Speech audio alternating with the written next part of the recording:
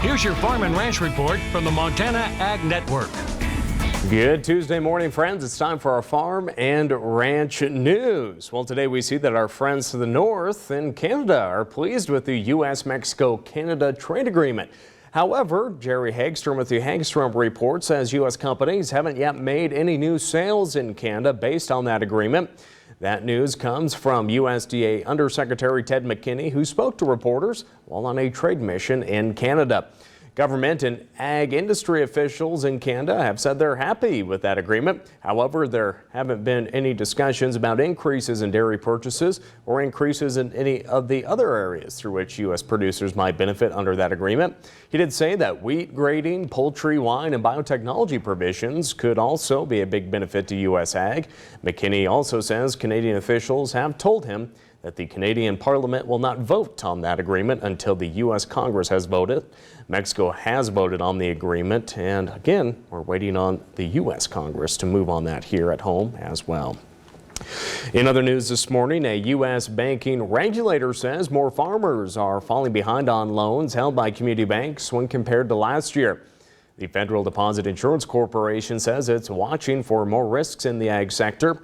The FDIC says the share of long past due farm loans held by community banks, which are major ag lenders, was 1.28% in April through June, up 13 basis points from the same time last year.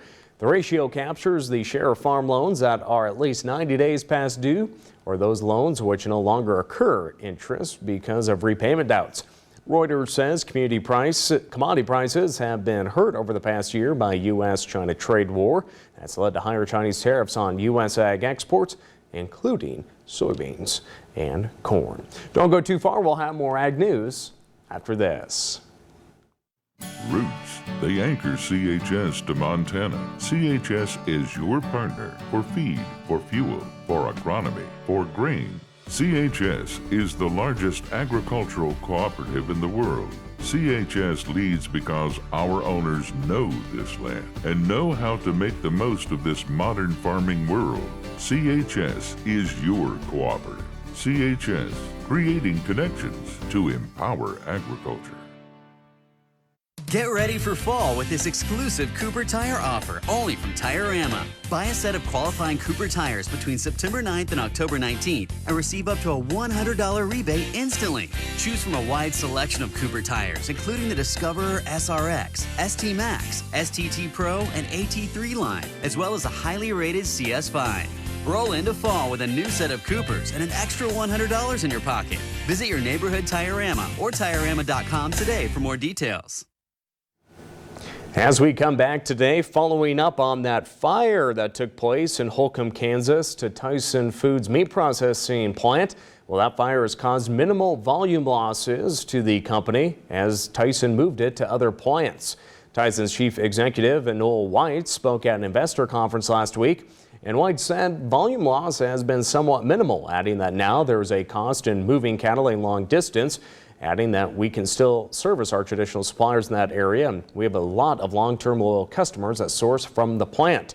We've been able to move those orders to a number of other plants, end quote. Meeting Place says White expects the plant to get fully back in operation in the next several months. The electrical system was the hardest hit and will take the longest to repair. Last week, Tyson lowered its earnings guidance for fiscal year 2019, and USDA is still continuing its ongoing investigation to see if market participants took advantage of the fire and manipulated the beef market. And finally, here this morning, people know it as a cheap cut of meat that's delicious after hours of cooking. And now brisket is getting more expensive as it gets more popular. It cost $2.08 per pound in June, according to USDA, and that's up some 13% from last June and a record high. Numbers show brisket is now the third most expensive cut after beef.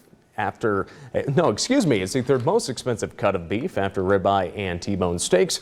Drought and high demand are both factors in record high prices over the last few years.